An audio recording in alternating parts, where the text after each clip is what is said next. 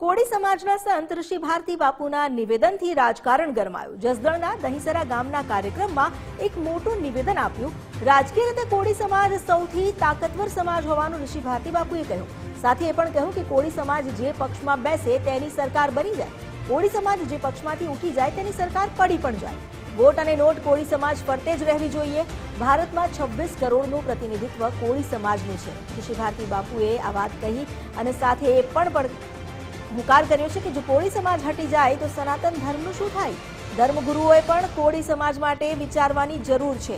શક્તિ માતાજીના નવરંગ માંડવાના કાર્યક્રમમાં ઋષિ ભારતી બાપુ આ પ્રકારનું નિવેદન આપ્યું છે અને કુંવરજી બાવળિયા અને ગેનીબેન ઠાકોર પણ કાર્યક્રમમાં ઉપસ્થિત હતા।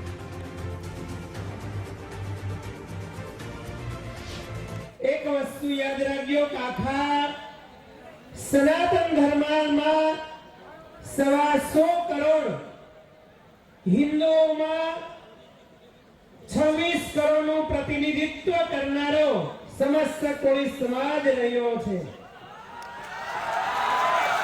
અને યાદ રાખજો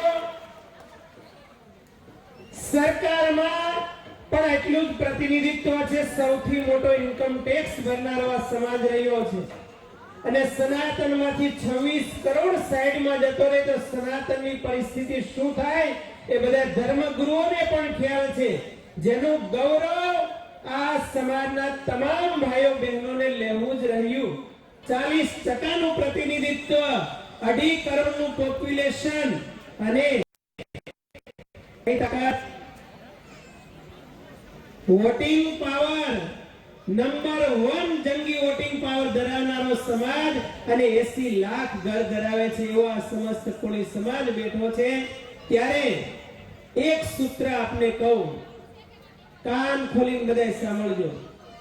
વોટ અને નોટ સમાજમાં ફરતી રાખજો। નોટ અને વોટ समाजમાં જે ફરતી રહેશે ને તો સમાજનું ઉત્થાન થતા વાર નહીં લાગે। કોઈ સમાજની એવી તાકાત છે કે જે પાર્ટીમાં હું તો કહું સમય આવે ખુદની પાર્ટી બનાવે, ભગવાન કરે બનાવે, પરંતુ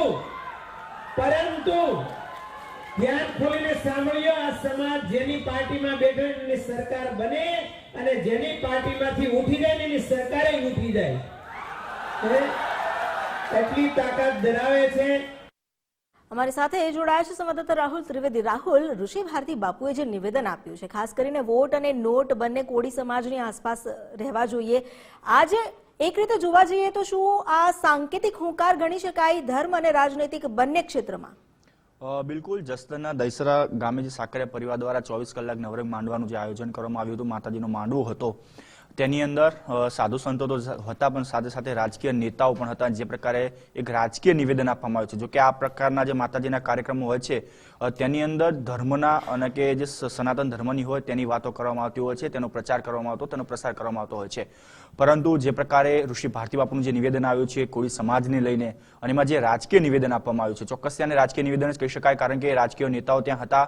ભારતીય જનતા પાર્ટીના કુંવરજી બાવળિયા હોય કે પછી બનાસકાંઠાના સાંસદ ગેનીબેન હોય, તે રાજકીય નેતાઓ ત્યાં આવ્યા હતા। સાંજે પણ જે છે આમ આદમી પાર્ટીના ગોપાલ ઇટાલિયા પણ ત્યાં આવ્યા હોય તેવા સમાચાર પણ સામે આવી રહ્યા છે। પરંતુ જે પ્રકારનું નિવેદન આવ્યું છે કે કોળી સમાજ જે છે એ જે 1.25 કરોડ દેશની જનતા છે તેમાંથી 26 કરોડ જેટલી કોળી સમાજ છે અને કોળી સમાજને કહ્યું હતું કે તમારે વોટ અને નોટ બંનેને સાચવી રાખવી પડશે, કારણ કે આ સમાજ જે પક્ષમાં બેસે છે તેની સરકાર બને છે અને જો જે પક્ષમાં સરકાર હશે તે જ પક્ષમાં જે કોળી સમાજ નહીં બેઠો હોય જ્યાંથી ઊભો થઈ જશે તો તેમની સરકાર ભાંગી પડશે। આ પ્રકારનું નિવેદન આપવામાં આવ્યું હતું। સાથે સાથે તેમને પણ એ પણ નિવેદન આપવામાં આવ્યું હતું કે કોળી સમાજના લોકો જે છે એ જે એનું જે સનાતન ધર્મની અંદર મહત્વ છે, જો કદાચ તમામ સાધુ સંતો પણ આનું પરિણામ જે છે એ જાણી શકે છે। એટલે કે આ પ્રકારનું જે નિવેદન આપવું ઋષિ ભારતીનું ક્યાંક ને ક્યાંક નવો એક રાજકીય વેગ જે છે તે ઊભો થયો છે। સાથે સાથે 40% પ્રતિનિધિત્વ જે છે એ કોળી સમાજ જે છે એ ધરાવે છે। સાથે સાથે તેમને એવું નિવેદન આપ્યું કે ઇન્કમ ટેક્સ પણ સૌથી વધુ